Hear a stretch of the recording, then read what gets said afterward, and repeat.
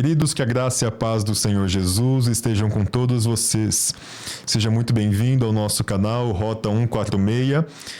Eu falo aqui do estúdio do nosso canal, na Assembleia de Deus, Ministério Belém, aqui em Jundiaí, São Paulo. Eu me chamo Gustavo Vasconcelos e será um prazer subsidiá-lo na primeira lição do primeiro trimestre de 2025. Hoje falaremos sobre a lição dos juvenis, que trata sobre uma visão ou um panorama do Antigo Testamento. Nessa primeira lição, nós falaremos sobre a bibliologia veterotestamentária, a organização dos livros do Antigo Testamento. Então, antes de aprofundarmos, eu peço que você deixe o seu like, se inscreva no canal, comente as suas dúvidas, deixe aqui o seu feedback, suas sugestões para que melhoremos. E também compartilhe esse vídeo. Fazendo essas coisas, você ajudará na expansão dessa obra, que não é minha obra, não é obra apenas da Assembleia de Deus, mas sobretudo é a obra do Senhor, é a obra de Deus. Compartilhe com os jovens da sua igreja, os adolescentes, o público que receberá essa aula. Compartilhe com os professores que você conhece e para quem você achar proveitoso. Queridos, nós temos aqui um texto que norteia uma das doutrinas elementares da nossa fé, que é a doutrina da Theopneustos, a doutrina da inspiração bíblica. Temos, então, o texto da segunda carta de Paulo a Timóteo, no capítulo 3, nos versículos 16 até o 17. Na lição que nós dispomos, aliás, na tradução que nós dispomos aqui na lição, diz o seguinte: toda a Escritura divinamente inspirada é proveitosa para ensinar, para redarguir, para corrigir, para instruir em justiça, para que o homem de Deus seja perfeito e perfeitamente instruído para toda boa obra. A ideia que nós temos nessa tradução é que, dentre o conjunto escritológico que se pode haver, aquilo que é divinamente inspirado, aquilo que se separa, aquilo que vem de Deus. Então, de tudo aquilo que foi escrito, aquilo que vem de Deus, somente isso é proveitoso. Somente o que é divinamente inspirado. Agora nós temos uma segunda proposta de tradução que eu suponho que você conhece, que muda a posição do verbo ser, e que diz o seguinte: toda a Escritura é divinamente inspirada e proveitosa para ensinar, para redarguir, e aí nós temos a continuação do texto. Essa segunda versão, então, defende a doutrina de que a Escritura, e existe um debate denso sobre aquilo que se entendia por Escritura, embora nós tenhamos a impressão, ou melhor, a convicção, de que Paulo evidentemente tinha o Antigo Testamento em sua mente. Então, a Escritura é divinamente inspirada. E aqui Paulo incluía o texto veterotestamentário. A Escritura vem de Deus. Isso não é o tema central da tradução que nós dispomos aqui na lição. Embora nenhuma delas contenha problemas teológicos significativos, graves, que atrapalharão a nossa fé, na verdade não há nenhuma espúria teológica aqui. Mas, evidentemente, somente uma dessas traduções é correta. Não há como as duas estarem corretas. Quer dizer, a mensagem que se tem aqui não tem problema nenhum. Evidentemente, toda a Escritura divinamente inspirada é proveitosa para os fins que Paulo elenca aqui. Só que ele só tinha uma coisa em mente. Ou ele advogava, ou ele falava sobre a utilidade das Escrituras divinamente inspiradas, ou ele defenderia a ideia de que as Escrituras são divinamente inspiradas. Somente uma das traduções pode ser correta, como nós já falamos aqui. Eu, particularmente, sigo a tese de um dos principais gramatólogos da atualidade do Novo Testamento grego, que é o Dr. Daniel Wallace. Ele escreve um senhor livro que foi publicado na nossa língua pela editora Batista Regular, que é a gramática do grego do Novo Testamento, uma abordagem da sintaxe e da exegese. É um livro excepcional. E ele fala sobre isso, ele defende a tese de que Paulo está falando que toda a Escritura é divinamente inspirada. Então, a segunda proposta de tradução que nós demos aqui por questões contextuais e gramaticais. A questão contextual é que Paulo não tinha problema nenhum em defender, ou melhor, em repetir as doutrinas elementares da fé. Paulo já repetiu várias vezes, ele já falou várias vezes sobre a ressurreição de Cristo, por exemplo. E nitidamente, Timóteo já tinha a percepção de que Cristo morreu e ressuscitou antes de receber a carta do apóstolo Paulo. Entretanto, Paulo não tem nenhum problema com isso. Ele repete as doutrinas elementares, ele as desenvolve da mesma forma. E nós temos também uma questão contextual da relação com o imperativo, a ordem do capítulo 4, nos versículos 1 a 2, onde Timóteo é convocado a pregar a palavra. Wallace aqui defende que o teor de dizer que se deve pregar a palavra, se deve pregar as escrituras, porque elas são inspiradas, assim como nós temos na proposta de toda a escritura é divinamente inspirada, o teor de tudo isso combina muito mais com o capítulo 4, nos versículos 1 a 2, do que dizer que toda a escritura divinamente inspirada é proveitosa. Ele entende que isso enfraqueceria a base da exortação do capítulo 4. Então, a ordem para pregar seria sustentada pela inspiração do texto que se prega, do texto base da pregação e não apenas pela sua utilidade. Temos também alguns aspectos gramaticais dos quais eu não me aprofundarei. Se você quiser se aprofundar, consulte o livro do professor Wallace, consulte esse debate em termos gramaticais do grego bíblico, ok? Mas um dos principais argumentos que temos aqui é a ordem adjetivo, nome, adjetivo. Ele diz que no grego bíblico e clássico, como também na Septuaginta, nos textos que dispomos realmente para ter como paradigma as situações do Novo Testamento, ele diz que quando nós temos uma construção paz, que significa toda aqui nesse caso, um nome e dois adjetivos, a tendência é que o primeiro adjetivo, aqui no caso toda, seja atributivo, e aí isso vai modificar diretamente o nome. O segundo adjetivo seria predicativo, ou seja, ele faz uma afirmação sobre o sujeito, ok? Então, a ideia gramatical, e ele diz que existem quase 50 exemplos similares no Novo Testamento e na Septuaginta, e também no grego clássico, sendo pouquíssimas as exceções. Realmente as exceções não chegam nem a uma dezena, bem menos do que isso. Então, nós temos que isso é uma evidência gramatical de que Paulo estava utilizando theopneustos não como adjetivo atributivo, como nós temos na tradução da lição, mas theopneustos como um adjetivo predicativo, ou um uso predicativo de theopneustos. Eu particularmente defendo essa posição porque eu gosto dos argumentos do Dr. Wallace, eu vejo que há uma coerência nesse sentido, mas é importante utilizar as palavras do pastor Ezequias sobre esse texto. Ele diz que a mensagem das duas traduções é correta, a ideia central é correta. Evidentemente, toda a escritura divinamente inspirada é proveitosa, e toda a escritura é divinamente inspirada. A Bíblia é divinamente inspirada, vem de Deus, embora essa segunda proposta de tradução tenha fundamentos mais consideráveis e significativos do que a primeira. Nós temos também a leitura bíblica em classe, textos de Josué e Mateus. Eu apenas sintetizarei a mensagem central desses textos. Josué, quando ele é orientado a continuar o legado de Moisés, a continuar a obra que se iniciou com Moisés, Deus dá uma ênfase extremamente necessária. Existiam vários paradigmas, pontos de referência para se classificar um líder no Antigo Testamento. Mas é interessante que um dos principais itens, e isso não ocorre apenas com Josué, ocorre com vários outros, é a capacidade que se tem de guardar a lei de Deus.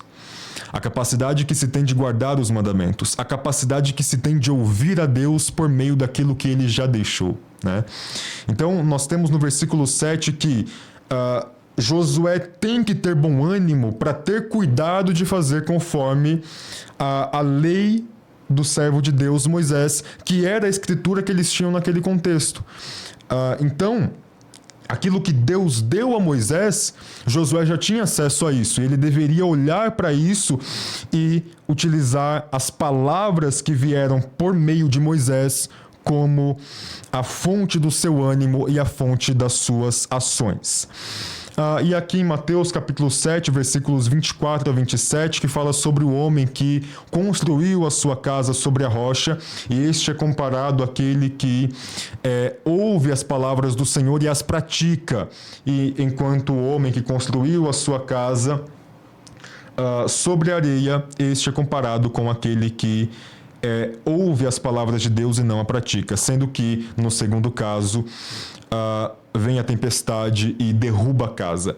A ideia que se tem aqui, alguns comentaristas defendem a ideia de que Cristo está falando, a tempestade falaria sobre um julgamento, então sobre o julgamento escatológico, na verdade. Mas nós podemos trazer uma aplicação para várias áreas. Evidentemente, esse texto também se refere ao julgamento escatológico, uma vez que aqueles que não seguem a palavra de Deus perecerão no julgamento, uma vez que não poderão aceitar a Cristo, não poderão receber a Cristo como seu Salvador, e sendo assim não crerão.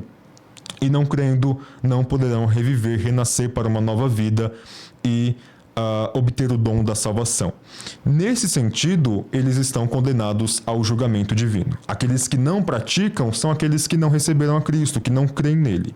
Mas isso também se refere a várias questões da vida humana. No final das contas, a ideia central do texto é que esse homem caiu para a salvação e para os planos que Deus tinha para ele, e portanto a tempestade é uma realidade constante em sua vida, tanto em termos escatológicos quanto em termos presentes, uma vez que uma vida em que não se leva em consideração a palavra de Deus, que é a única, aliás, que é a mais eficiente, a mais eficaz verdade fundamental para o ser humano. Uma vida que não leva em consideração a isso, com certeza, é uma vida perdida. Nós prosseguiremos agora falando sobre questões gerais da Bíblia Sagrada e afunilaremos, traremos um detalhamento sobre o Antigo Testamento. Queridos, falando agora sobre a Bíblia, uma pergunta que é importantíssima é: o que é a Bíblia? E eu quero convidar você a refletir sobre isso. E também sugerir que você faça essa mesma pergunta para os seus alunos. O que é a Bíblia? Peça para que os seus alunos definam o que é a Bíblia. E aí vocês poderão compartilhar algumas ideias a respeito disso. Como uma resposta, na verdade, muito completa e interessante sobre isso, eu compartilho um parágrafo de um livro chamado Como Ler a Bíblia Livro por Livro, do Gordon Fee e do Douglas Stuart. Diz o seguinte: a Bíblia não é um mero guia divino, nem uma mina de proposições a serem cridas, ou uma longa lista de ordens a serem cumpridas. É verdade, recebemos dela também uma abundância de orientações, e ela de fato contém muitas proposições verdadeiras e ordens divinas. Mas a Bíblia é infinitamente mais do que isso. Não é por acaso que a Bíblia vem a nós principalmente por meio da narrativa, mas não é uma narrativa qualquer. Aqui temos a narrativa mais sublime de todas, a própria história de Deus. Essa frase é fantástica. Isto é, ela não se propõe ser apenas mais uma história da busca da humanidade por Deus. Não é a busca da humanidade por Deus. Não. Essa é a história de Deus, o relato da busca dele por nós. Uma história contada essencialmente em 4 capítulos: criação, queda, redenção e consumação. Nessa história, Deus é o protagonista divino. Satanás é o antagonista e o povo de Deus os agonistas, embora muitas vezes também os antagonistas, em que a redenção e a reconciliação formam a resolução da trama. esse parágrafo que Gordon Fee e Douglas Stuart desenvolvem é excepcional e define muito bem o que é a Bíblia em termos teológicos. Ele nos ajuda a compreender a mensagem central da Bíblia e como Deus articula tudo isso, como Deus age e sobre o que é a Bíblia no final das contas. E aí quando nós olhamos para ela sobre esse prisma, ou a partir desse prisma de que ela é a história de Deus, então a nossa percepção até sobre a interpretação dos textos bíblicos muda, porque agora nós passamos a questionar o que Deus quer revelar sobre si mesmo aqui, o que Deus quer falar sobre si. E um ponto elementar dessa trama, ou da trama bíblica, é a busca de Deus por nós. E ela tem o seu ápice, o seu auge no Calvário. Então, esse parágrafo abre, de fato, muitos pontos teológicos e carrega consigo um teor muito significativo sobre o quão essencial é esse texto e qual é o legado espiritual da Bíblia Sagrada. Bom, o subtópico 1 desse primeiro tópico ainda fala sobre uma questão mais de datação. Em quanto tempo a Bíblia foi escrita? Quanto tempo demorou? O autor aqui fala de 1.600 anos e, na verdade, é um refrão que nós sempre repetimos. A Bíblia é um livro que foi escrito, ou um conjunto de livros que foram escritos por volta, em um período de aproximadamente 1.600 anos e ela foi escrita por cerca de 40 autores em lugares diferentes, em contextos diferentes, em situações distintas, mas comunicam a mesma teologia, a saber, a mensagem de Deus sobre si mesmo e como ele se relaciona conosco. Bom, isso é um refrão que nós sempre repetimos, mas é importante destacarmos de onde nós tiramos esses 1.600 anos. Partimos de alguns pressupostos. O primeiro pressuposto é que Moisés foi o escritor do Pentateuco, e nós temos evidências claras a respeito disso, do caráter de Moisés como escritor, assim como temos em Êxodo 17:14, Deuteronômio 31:24, Josué 1, versículos 7 e 8, a atribuição constante da ideia, ou melhor, a atribuição constante da lei a Moisés, ou seja, a lei de Moisés. Isso justifica a nossa afirmação. Então, o pressuposto de que o Pentateuco foi escrito por Moisés. Moisés viveu no contexto exílico. Ou, aliás, contexto exílico não, contexto do Êxodo. O Êxodo ocorre por volta de 1450. E por que nós temos esse número? Porque o texto do primeiro livro dos Reis, capítulo 6, versículo 1, fala que no quarto ano do reinado de Salomão, o quarto ano do reinado de Salomão correspondia ao ano 480 da saída do povo, dos filhos de Deus, do Egito, ou seja, o Êxodo. Ou seja, significa então que no mesmo ano em que Salomão completava 4 anos de reinado, o Êxodo completava 480 anos. A partir da cronologia bíblica, dados históricos, nós podemos situar o reinado de Salomão como tendo iniciado por volta de 971 a 970 a.C. Nesse sentido, a percepção que se tem é, se o reinado dele começa em 971 a.C. e aquele é o quarto ano, significa que nós estamos falando por volta de 967, 966 a.C. Há 400 anos antes desse ano foi o Êxodo. Então, fazendo a soma, chegamos a uma data aproximada de 1446 a 1447, e aí nós arredondamos para 1450. Portanto, o Pentateuco começou a ser escrito e também foi concluído no 15º século antes de Cristo. É claro que também tem a questão de Deuteronômio 34, mas os teólogos costumam atribuir aquele capítulo a Josué, porque é a narrativa da morte de Moisés e não teria como ele narrar a sua própria morte. Mas, com exceção a isso, nós situamos o resto do Pentateuco no 15º século antes de Cristo. Os escritos neotestamentários estão situados no primeiro século depois de Cristo, tendo seu último escrito o livro de Apocalipse, que foi escrito por volta de 95 a 96 depois de Cristo. Então nós temos, somando 15 séculos antes de Cristo e um depois, nós temos então ao todo 1.600 anos de história. E nesse caso, corroborando com aquilo que o nosso autor postula aqui na lição.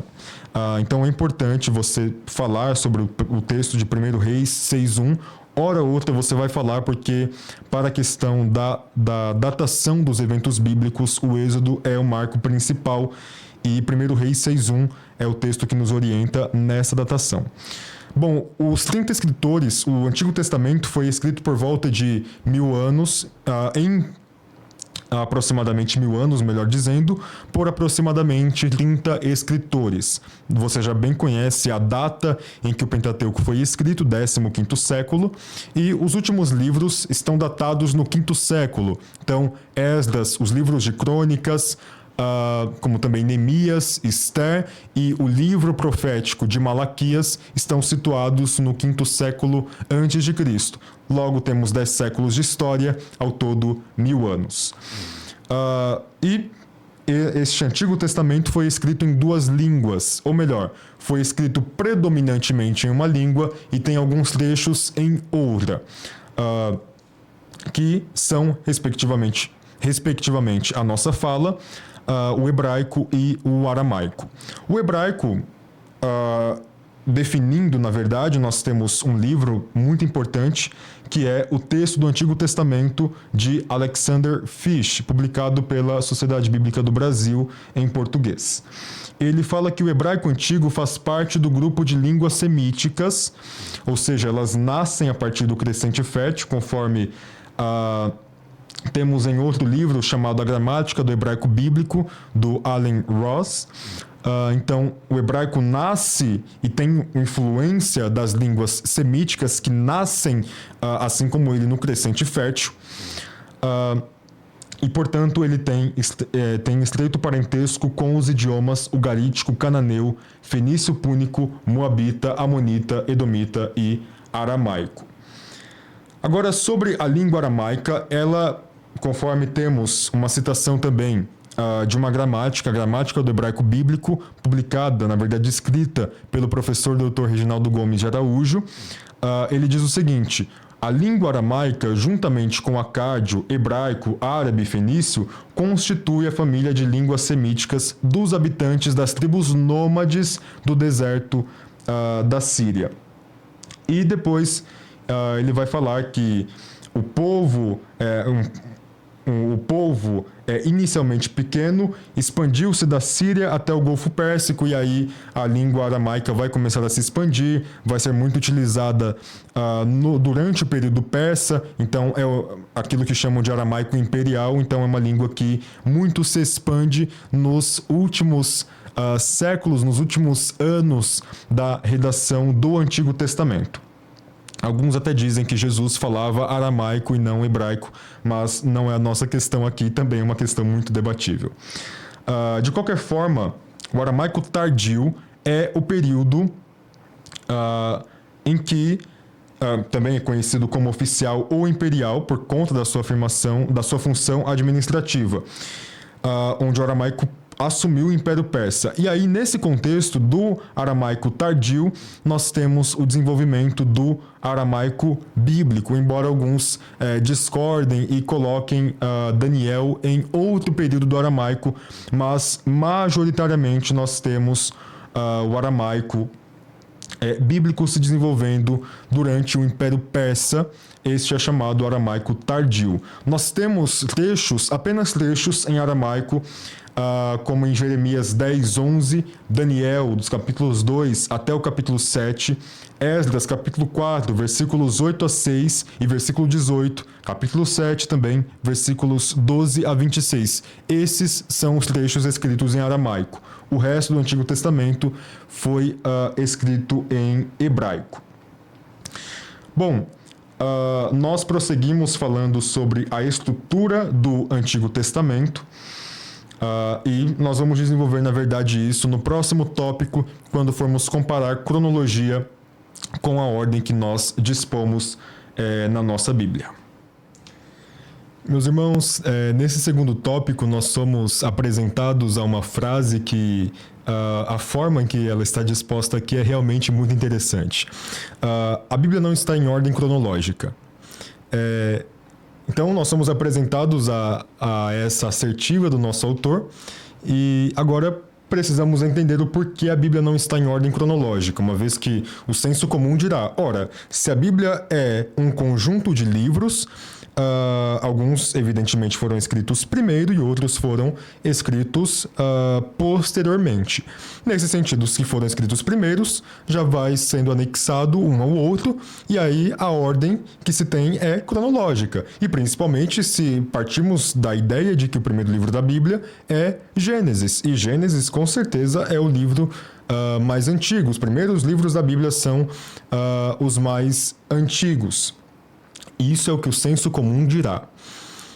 Nós temos, por exemplo, o fato de que o acontecimento do livro de Jó, alguns teólogos situam Jó no mesmo período que os patriarcas. Alguns dizem que ele, inclusive, foi contemporâneo de Abraão. Mas Jó vem depois, inclusive, dos textos que foram escritos no 5º século antes de Cristo, cujos acontecimentos também se dão no 5º século antes de Cristo. Então, a Bíblia realmente não está em ordem cronológica. Inclusive, se estivesse, o conjunto que vai de 1 Crônicas até Esther estaria lá no finalzinho do Antigo Testamento, junto com Malaquias. E aí a pergunta que fica é, então se a Bíblia não está em ordem cronológica, e se nós temos provas claras do porquê, duas perguntas ficam, na verdade. Por que não colocá-la em ordem cronológica? E em que ordem ela está, se não a cronológica?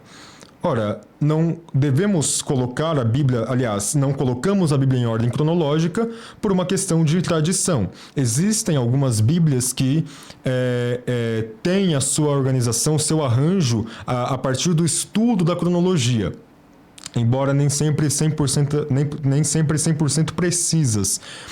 Mas temos a Bíblia de Estudo Cronológica, aplicação pessoal, apenas a Bíblia de Estudo Cronológica, com algumas traduções diferentes. Então, algumas Bíblias se propõem nesse arranjo atualmente, mas por uma questão de tradição, a nossa Bíblia comum não tem essa organização. E qual organização ela tem? Qual é a ordem canônica? A gente precisa apenas voltar um degrau. Antes de falarmos sobre qual é a ordem canônica, precisamos falar sobre a ordem canônica para aqueles que receberam preliminarmente ou primeiramente o texto hebraico e ficaram responsáveis por disseminá-lo a partir dos manuscritos. Qual é a ordem do texto hebraico, da Bíblia hebraica para os judeus? Eles têm 3 divisões básicas. Torá, que é a instrução, que é o ensino, 5 primeiros livros da nossa Bíblia, são os 5 primeiros livros da Bíblia deles. Então, Gênesis, Êxodo, Levítico, Números e Deuteronômio. E também nós temos, depois disso, da Torá, do Pentateuco, os profetas, o chamado grupo dos Neviim. Não é Neviims, porque Neviim já está no plural, ok? Tenha cuidado, se você pronunciar o termo hebraico, em hebraico, Neviim, não é Neviims, assim como o nosso senso comum certamente dirá, os Neviims, ou os Ketuvims. Não, é Neviim, porque a palavra em si já está em hebraico, e Ketuvim também já está no plural, no hebraico, melhor dizendo. O sufixo im marca o plural. Nós temos os profetas, então. É interessante esse ponto porque não se sabe a partir de que momento se estabeleceu a tripartição do Antigo Testamento. Até o contexto exílico, as referências veterotestamentárias que nós temos sobre o próprio Antigo Testamento, nós só encontramos bipartições. A Torá, isolada, e depois disso, tudo que é além da Torá é profético. a bipartição era o sistema, pelo menos até o exílio. A primeira referência que nós temos de tripartição está no 2º século antes de Cristo. Aí no que tange a metodologia de quais livros fazem parte de cada grupo, isso já é uma questão extremamente debatível, porque nós precisamos entender qual é a visão de profeta dentro da tradição judaica, dentro da perspectiva bipartida, dentro da perspectiva tripartida, aquilo que origina esse terceiro grupo, que também é um tema de debate. Qual é o terceiro grupo? É o grupo dos Ketuvim, que são os livros escritos, okay? Que são os livros poéticos, Salmos, Provérbios, Jó, os 5 rolos, Cantares, Ruth, Lamentações, Eclesiastes, Esther, e os históricos Daniel, Esdras, Neemias e Crônicas. Perceba que nos escritos os estilos literários são muito diversos. E aí o que se questiona é, por que nos profetas nós temos um livro histórico, os livros históricos de reis, e enquanto nos escritos nós temos o livro profético de Daniel? A metodologia é muito difícil de determinar. A origem dos escritos, alguns dizem que é em um contexto em que a escola de Alexandria, o pensamento ocidental, buscava hegemonizar o Ocidente, já que o povo judeu estava sob o domínio persa e posteriormente sob o domínio grego. Então o mundo ocidental queria tomar as bases, e os escritos surgem como uma resposta a isso. Alguns defendem essa tese, o que nos leva a concluir que a metodologia de determinar o que é profético, o que é escrito, o que é Nevim e o que é Ketuvim é extremamente questionável, ok? E nós não temos nenhuma resposta que seja definitiva para essa questão. Agora, sobre a ordem da nossa Bíblia. Ela não segue a ordem da Bíblia hebraica. Então, de onde vem essa ordem? Vem da Septuaginta, a primeira tradução da Bíblia, inclusive, que é a tradução grega do Antigo Testamento, datada do 3º até o 2º século antes de Cristo. Esse foi o período em que ela foi composta. Nesse sentido, ela organizou os livros da Bíblia em ordem temática. Então, nós temos o Pentateuco, os livros de Moisés. Depois disso, nós temos os livros históricos. Após isso, temos os livros poéticos. Depois disso, nós temos os livros proféticos, arranjados em profetas menores e arranjados em profetas maiores e profetas menores. Nesse sentido, nós temos uma organização temática. Então, isso é, inclusive, produto da tradição ocidental, da filosofia ocidental, e traz ao Antigo Testamento uma divisão cada vez ainda mais clara com relação à metodologia da Bíblia hebraica. A Vulgata, então, se baseia, que é a tradução latina, feita depois de Cristo. Ela se baseia na ordem da Septuaginta, e aí as traduções protestantes seguem esse mesmo sistema. O livro Introdução Geral à Bíblia busca estabelecer, inclusive, a partir dessa metodologia de divisões, ela busca traçar um paralelo entre as divisões veterotestamentárias e a cristologia neotestamentária. É uma tese que eles propõem ali, e dizem que as Bíblias protestantes seguiram esse sistema justamente por conta desse paralelo, embora a divisão não seja divinamente inspirada, tal qual o texto. Em último lugar, nós temos a visão panorâmica aos livros. Aqui nós seremos bem sintéticos. Bom, o Pentateuco, em primeiro lugar, configura o início da aliança de Deus, o início, na verdade, da criação. Depois disso, a queda, e depois disso, os modos em que Deus vai agindo pós-queda. E aqui nós temos o evento principal, que é a aliança que Deus faz com Abraão. O povo se origina a partir dessa aliança, então, e tem uma série de indicativos. Deus liberta o povo a partir do Êxodo, e a partir desses indicativos da aliança, daquilo que Deus fez a partir dessa aliança, temos também no mesmo Pentateuco os imperativos. Como o povo deve viver com relação ao Deus que o chamou da aliança e que operou milagres até ali, conforme documentado no próprio Pentateuco, que estabelece aquilo que eles devem fazer diante dessa aliança com Deus. Após isso, os históricos que estabelecem alguns legados teológicos contam a continuidade da história do povo, trazem principalmente crônicas e reis, trazem detalhes da monarquia, a teologia por trás da monarquia, como o povo ficava quando se afastava de Deus e a centralidade do culto a Deus e da adoração sincera para os assuntos políticos e seculares.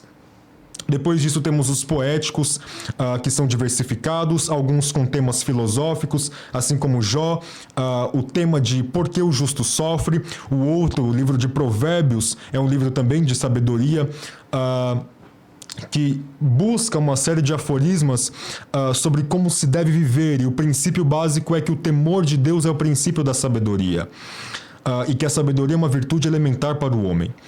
Depois disso nós temos Eclesiastes, que é um tratado sobre o sentido da vida e a falta de sentido fora de Deus, além de Deus. Nós temos Cantares, que fala sobre a relação entre um homem e uma mulher, a relação amorosa entre um homem e uma mulher, também trazendo algumas percepções sobre o modus operandi cristão e não somente a interpretação alegórica que muitos fazem. A interpretação básica de Cantares é essa do amor entre seres humanos, entre um homem e uma mulher. E os Salmos, uma teologia completa da adoração a Deus diante da subjetividade de seus autores e também diante dos estágios dos contextos históricos do povo judeu. Após isso, temos os profetas, organizados em maiores e menores, por conta do tamanho, da extensão do livro e também de tempo de ministério. Esses são os critérios para avaliar o que é um profeta maior e o que é um profeta menor. A tradição já nos dá quem são os maiores e quem são os menores. E, basicamente, eles têm mensagens diversificadas, mas, basicamente, o fato de que Deus é um ser ativo e se comunica com o seu povo para que eles vivam com base nos imperativos que, desde a lei, ele já tem dado. Deus se relaciona e espera uma reação do homem, e por isso ele envia seus profetas para notificar, para fazer com que o homem saiba disso. E também algumas profecias sobre a restauração e sobre a vinda do Messias, que são essenciais. Este é o panorama do Antigo Testamento, bem sintético mesmo. Você aprofundará isso nas próximas aulas. Queridos, eu espero que esse subsídio tenha sido de alguma utilidade para a sua vida, para a sua aula. A minha oração é para que Deus faça com que esse trabalho, faça com que essa obra cada vez mais se expanda, faça com que a sua aula seja proveitosa para os seus ouvintes e que eles cresçam no temor do Senhor. Foi uma bênção estar com vocês, eu espero que tenha a próxima e, se houver, até lá. Que Deus os abençoe em Cristo Jesus.